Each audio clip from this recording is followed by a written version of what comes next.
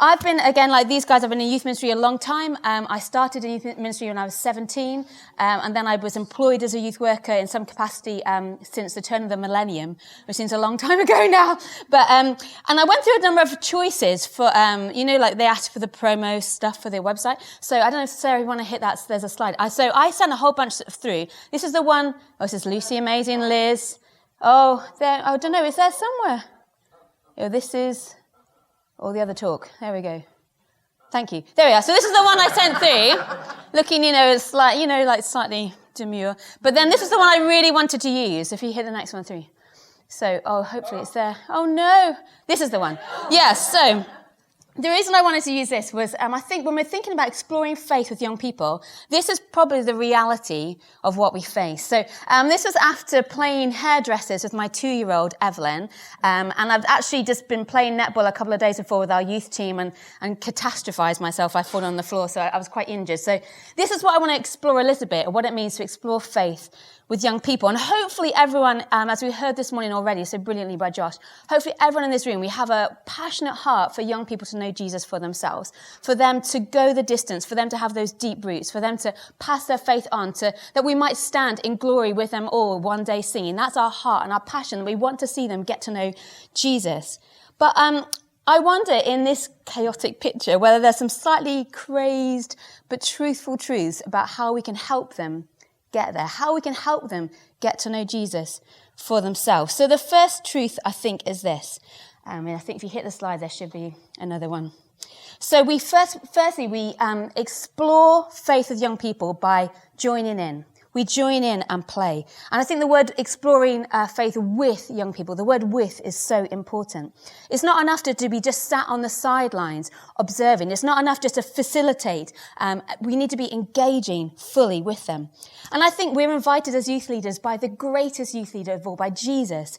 He invites us to join in and get involved. So before we do anything else, it's so important that we're exploring our own faith with Jesus, that we are active and present in our own relationship with him.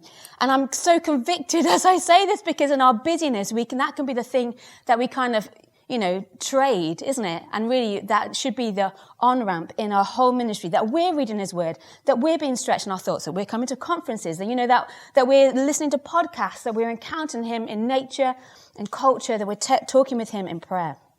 And then we do, from that place, from that on-ramp, we then connect with young people at their level, that we hear their highlights and their lowlights. We share and make memories with them. We do life with them, all obviously within safely guided boundaries. But from all that place, we encourage them to join in with Jesus for themselves. As we get close to Jesus, we're encouraging young people to get close to him too. We help them. We open up his word. Amazing. We start from the Bible. We model what it is to worship. We provide opportunity for them to encounter Jesus in wonder. I can watch Evelyn play, but I can help her so much developmentally if I play with her. So young people grow in faith when we join in and play with them too. So the next thing is that it might look a little bit messy at times. Young people, as I'm sure you're well aware, are trying to figure out who the heck they are. They're trying to figure out who God is and how all of that connects together. So sometimes, I'm sure you have this, sometimes young people have amazing revelations, and sometimes they totally miss the obvious. And helping young people explore their faith is just that. We're helping them explore. I was thinking about the path of truth is so well worn, but young people are often trying to find it by hacking through the overgrowth of hormones and exam pressure and anxiety and expectations and identity. They're trying to get to that path of truth, but they're having to cut their way through. And it can be a bit messy, this adventure. But don't be afraid to go on it with them. Don't be afraid of the trial and error. This is so important. It's okay for them and also for us to ask questions. It's okay to wrestle with God. In fact, I think he wants us to. And do you know what? He's big enough to defend himself. That's not our job. And more than anything, it's okay to not know all the answers. I feel very convicted even as I write this, because so often I can hit amazing programming, and yet do I leave space and time and opportunity for the young people to make things a little less neat? I have a very organized run sheet. Do I allow time for there to be a bit of mess? I can find it difficult because someone will say, no, this is easier if you just say, this is the right way, this is the answer, just do this. But are they going to learn? Are they going to grow? Are they going to develop if they haven't had a chance to ask those difficult questions? If they haven't had a chance to get stuck in and serve? Maybe it's the refreshments or leading worship. Or have they had the experiences, the memories, the reality of the biblical truths they're learning about hitting their heads and their hearts? I was thinking, just as Jesus sent out the 12 and the 72 and ultimately commissioned the whole church, it doesn't look perfect. We look at our church, it's far from perfect. But there's a beauty in it, a glorious mess of development and exploration and discipleship. And thirdly and lastly, there's a cost to helping young people explore faith. But it is always worth it. I think of that story when Jesus is talking to the rich young ruler and he walks away. And it pains our heart when we see young people turn their backs, when they stop coming.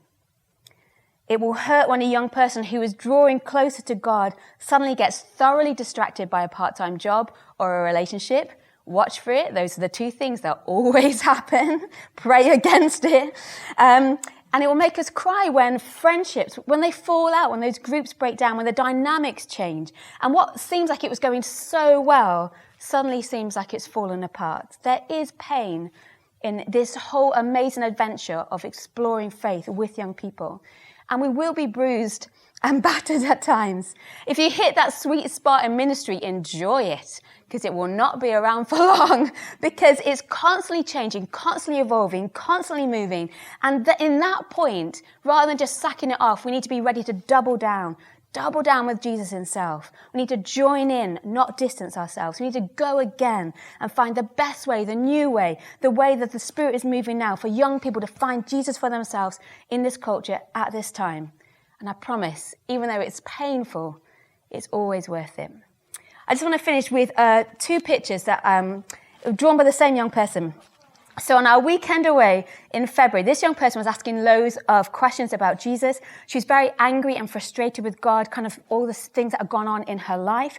She was listening, she was reacting. She drew this actually after the back of the talk about Jairus' daughter. But she was really struggling with Jesus. And it hurt me to see her pain from the past. And it hurt that actually she just couldn't make that step at that time to turn to her greatest healer. And about a month ago, she wrote a note to one of our youth team at the end of the session, and she said, I want to become a Christian. So the youth leader gave it to me, and I went to see this girl on Sunday morning, and I said to her, oh, Mary, like this was given to me. Do you want to do this? Do you want to become a Christian? And she said, yes, which was in itself stunning. We were stood just over here, and there was chaos going on around because in our room, when the service finishes, we have to pack down really quick because people come in for teas and coffees. So we stood in the corner, and I just prayed a really simple prayer of confession of faith with her, and she repeats it back to me, and she says yes to Jesus in this madness of this room. And last night she drew, 2 nights ago, she drew me this picture. And she drew, we've been doing about the cross and about all what has gone on with the cross, and she drew the most amazing theological explanation of the cross. Best thing I'd ever seen. I didn't take a photo of that, actually. She'd kept that. But she also drew this and gave it to me. God has been doing so much in her heart that she could see that actually I was having a bit of a struggle. It was one of those nights where our behaviour management was tricky. Andy is up next to solve us all. But that sense of when our whole culture was being undermined by difficult circumstances. And she wrote this prayer and she gave it to me. And from that point on, my whole night changed because I knew that, oh gosh, like God is at work in her life and God is here and he will help me. So yes, she's getting to know Jesus more. We're journeying with her. And it's messy and painful at times, but it's definitely worth it. So as I land with 15 seconds to go, I want to encourage you to join in and play. Don't be afraid of the mess. It might hurt at times, but it's worth it. And ultimately, it's Jesus who does it. We just have the amazing privilege to join in and be part of the fun. Thank you.